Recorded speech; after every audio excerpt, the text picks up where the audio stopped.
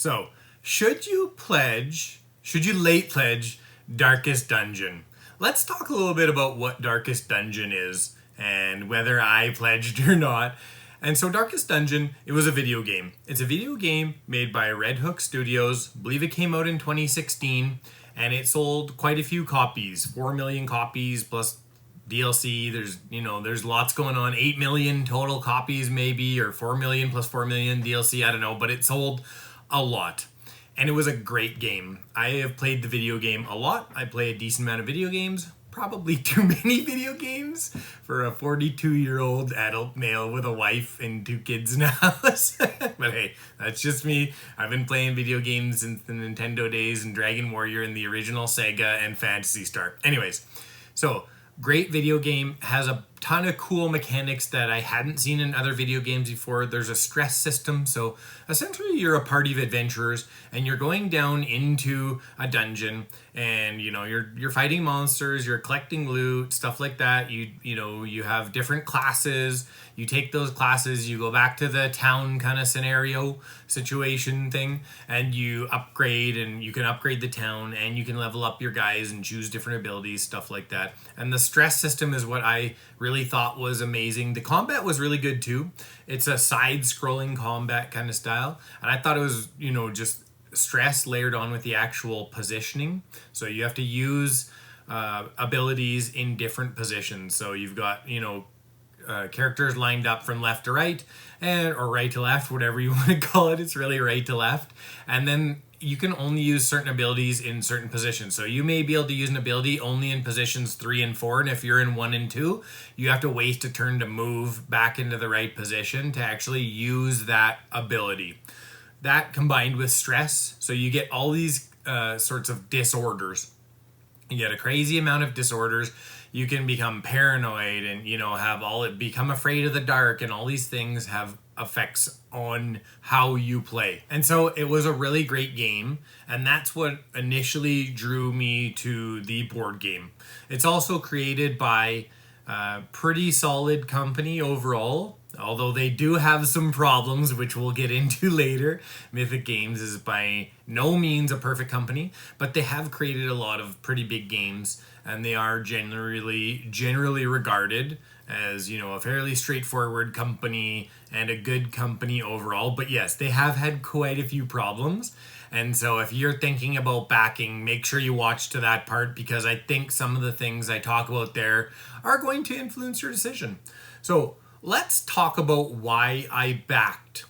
I did back the game, and I backed it for a bunch of different reasons. First, clearly I love the video game. I played it a lot. I've probably got 100 to 200 hours into the original game, but I backed it for a bunch of reasons. First, it was a huge Kickstarter. It did 5.6 million, and usually when a Kickstarter is that big, it's not all just hype. Maybe there's some hype there. I mean, a lot of this could just be, the video game driving sales. There could be a bunch of hype, but I think that, it's selling that many units, doing that many dollars in sales is definitely a good sign. So that's one of the reasons. It is quite expensive. You can get up, $330 for the Ancestral Pledge. I'm sure there's more in the late pledge here too. This is just actually the late pledge. It moved from Kickstarter to GameFound.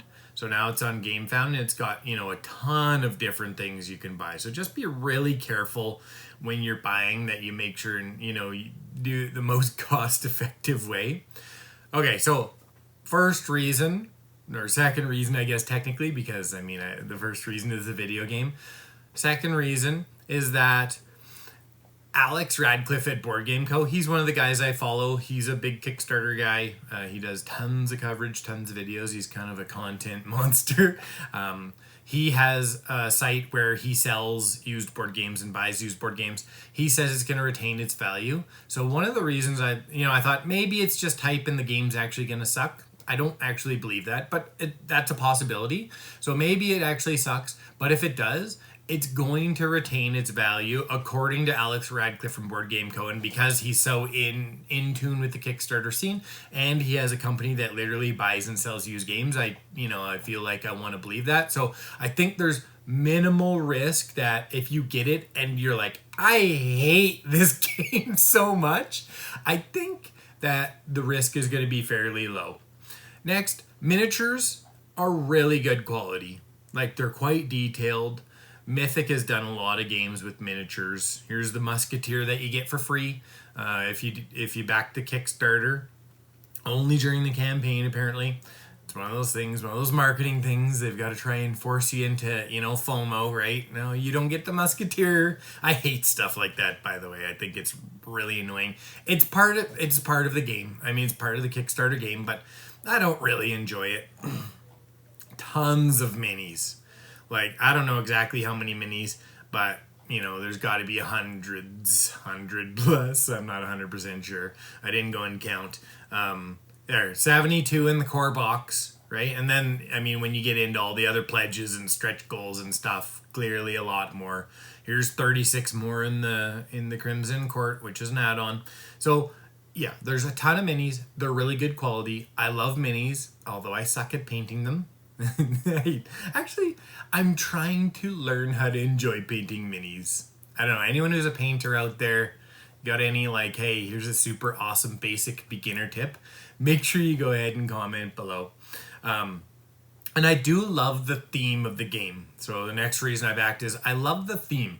I love how dark it is, and it's different from your typical dungeon crawler where it's just like, hey, we're a happy band of adventurers and we just go down into the dark depths of the earth and fight for our lives against murderous monsters and everything's cool.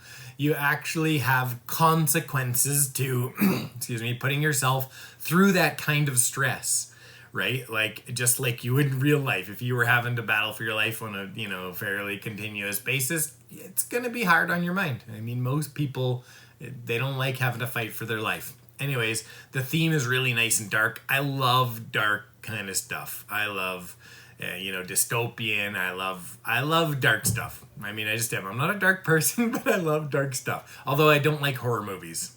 But anyways, the next is it has a crazy amount of stretch goals and extra content unlocked. Now, some of this, really, should it have just been included in the base game or in the game without having to unlock it by paying a bunch of money or hitting a certain goal? Sure.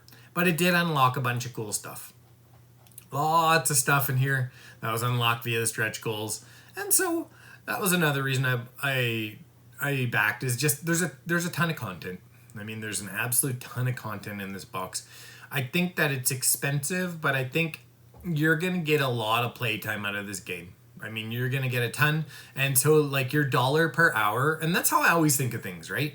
If I buy a video game for $60 or $80 and I play it for 10 hours, that's $68 per hour of entertainment. Even though Gloomhaven cost me $162 Canadian back in the day, I've put, countless hours into that. I bet you it cost me less than 50 cents. Absolute minimum. It's probably even way lower than that per hour. So great value. $1 per hour entertainment value on this game, I think, is going to be really high. So it's going to be worth a purchase as long as you enjoy it. And if you don't enjoy it, it's going to hold the value, which is really nice. It's a really nice safety net to have to be able to hold that value. Okay.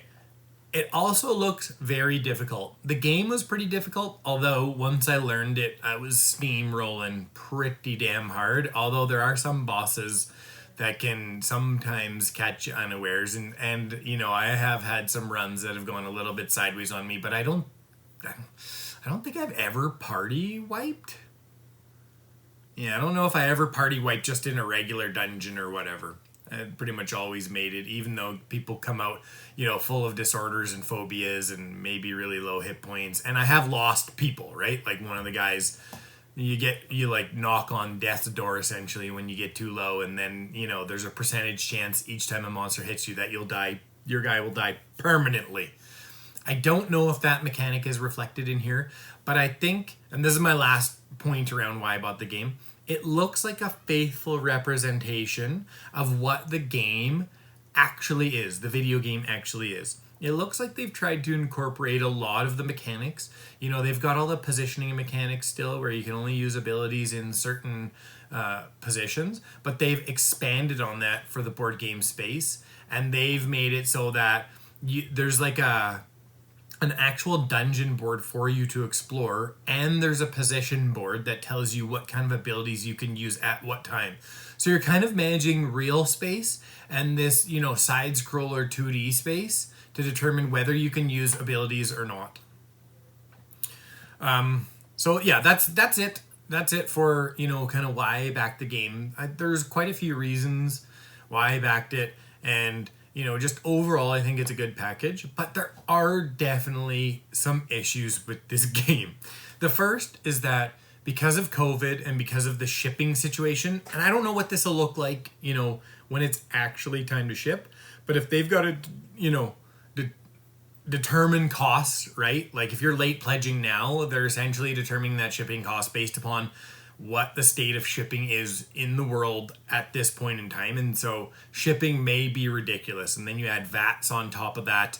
And I mean, board gaming is not a cheap hobby, but shipping is definitely going to be a problem. And so just, you know, be aware of that. And maybe because of that, it ships way late or something. I mean, lots of games at this point in time have had, you know, serious production shipping issues because of COVID. The next is that Mythic, and I talked about this earlier, Mythic, even though I believe they're generally a good company, they're a pretty big board game company, they're, you know, have had some very successful games, they have had some issues around a few things. One, just rule books. The rule books haven't been super well laid out and people are really kind of choked about it. And also tons of errata. Go look up Solomon Kane, and they're actually sending out official errata cards with the second wave shipments for the wave 1 people because there's so much errata, which to me means it was probably rushed. It probably wasn't tested enough because, you know, right away there was all these ways found to essentially break the game. I mean, errata is mostly because, you know, things aren't working properly. And so there's actually like official errata cards coming out, which is, you know, a bit concerning when you've got a game like this. And I think it's a very big valid concern, and anyone who didn't back this game because they're like, yeah, I don't feel like digging through all the errata, I'm gonna wait a couple years and pick up a copy after everything's been figured out, that is 100% valid, because this game, it looks very complicated. And this is kind of my next point, is that they've tried to replicate the video game, which I love, but it may be too fiddly. It might be too many things to keep track of. I mean, keeping track of your stress and your disorders and all the different bonuses and negatives that come from, you know, everything you're doing. There's a lot to manage. I think there's going to be a lot of math, and I think some people, it's just going to be too much for them. Like, there's going to be too many little fiddly things to keep track of. And I'm usually of the mindset where I like games that are simple in execution, like Gloomhaven, although it has its own problems. Like, it really does. But like, essentially the core loop is fairly simple. There's a lot of complexity within it. Like, the choices aren't easy, but it's like, take 2 cards and maybe play a couple items, and, you know, that's your turn. Now, there's positioning and there's all kinds of other stuff, but just the basic execution is simple. You don't have to look at 10, 12, 15 separate things to add up all your different bonuses and figure out what you can or can't do. And I think that Darkest Dungeon may have that problem. So if you're not into fiddly games, like if you're like, well, Gloomhaven was too fiddly for me, this game may not be for you. It could definitely be a problem, and it's a concern I have. But again, because, you know, it'll probably hold its value, I think it's less of a concern than it would be in a game that, you know, had less of a following, didn't have a video game, and didn't have so many crazy miniatures and stuff, because I think this game will be able to sell just pretty much for the miniatures. I hope you're liking the video so far. If you are, please go ahead, hit the like button. It really helps me out a lot. It helps YouTube share this content with other people who are looking for, Darkest Dungeon information. And also subscribe to the channel and turn on notifications so that when I put out new content, you're notified. Also, I work with Noble Knight Games. I'm an affiliate of theirs. They carry rare out-of-print stuff. They've got the largest selection of board games and games overall in the world. And so go ahead, check them out. I've got a link down in the description. If you click on that link and you buy anything from them, I make a small commission and you support the channel. So, should you buy, let's get back to the meat of it here, should you buy Darkest Dungeon? Well, if you don't like fiddly things, no, you definitely should not buy the game. You should back it if you like complicated stuff. I mean, clearly. The minis are definitely going to make it worth it for anyone who likes miniatures. You should definitely back it. You can still late pledge right now and probably for a while yet because the Pledge Manager is apparently doing really well. They're selling a ton of copies through the Pledge Manager, and when that happens, they usually keep the Pledge Manager open for longer. I don't know how it's going to work with Wave 1 and Wave 2 stuff, when exactly you're going to get the shipments if you do late pledge right now. But I think if you've weighed all the pros and cons, you're like, yes, go ahead. I mean, it's still open. You can still do it. It looks like a great game. It does. It looks like a great game, but like I said, it's gonna be fiddly. It is, and I don't know whether it's gonna go past. I never thought I would use the word fiddly so much, but it's just the perfect way of saying it. It may be even past my fiddly threshold, and my threshold is pretty high. So if you don't like that kind of stuff, you're not going to like the game. It's about tactical combat. It's about managing your positions. It's about powers. It's about abilities. It's about leveling up your character. This is not, Catan. This is not Scythe. You know what I mean? Like, it's a dungeon crawler at its heart with a lot of complicated level up mechanics. So if that's something you're into, then you should definitely buy it and, or pledge it. And if you played the video game and you loved it, I think you'll probably like this. Although maybe the video game might make you lazy. It might actually make it worse for you because you're so used to just clicking a button and watching your Crusader or whatever, do his thing, and you don't have to do anything. Anyways, that's it for the video. Let me know what you think. Did you pledge it? Did you kickstart it? Are you going to late pledge it? Any other thoughts or, critical aspects about the game you think that I missed? Thank you so much for watching, and a special thank you to my subscribers. I would not be here without you.